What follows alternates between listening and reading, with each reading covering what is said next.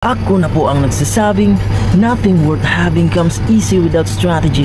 Talaga namang mga discarding Janelle ang pag-uusapan natin ngayon. At syempre bago tayo magsimula ay shoutout muna kay Ryan Mirabeles Duaman.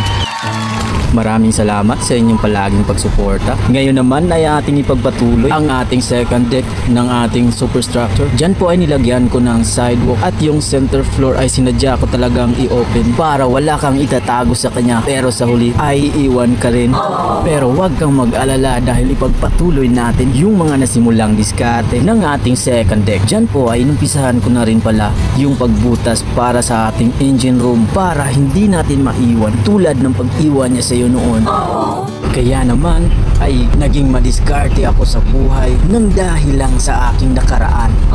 Kaya ito lang ang masasabi ko, go back into your love life is hurts but do not get back because it is more painful than hurt. At dyan naman po ay aking sinimulan ang paggawa ng lagayan ng ating nav light. Port and starboard side pala yung ginawa ko ngayon.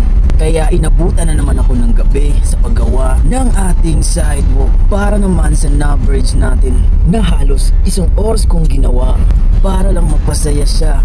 Pero sa iba niya pala ipinagawa ang ikakasaya niya. Talaga namang sana all talaga. Sana all na lulukohin niya lahat. Ngayon naman ay balik tayo dito sa ating love light na kasalukuyan kong ginagawa ng halos 3 oras. Talagang mabusisi kasi detalyado tayo kasi maraming naniniwala sa atin na makakuha natin ito dahil sa inyong suporta. Balik naman tayo dito sa ating starboard side ay malapit ko na palang matapos dahil sa aking pagpupursige. At syempre diskarte ang kailangan para ito ay mabuo at hindi po scatter.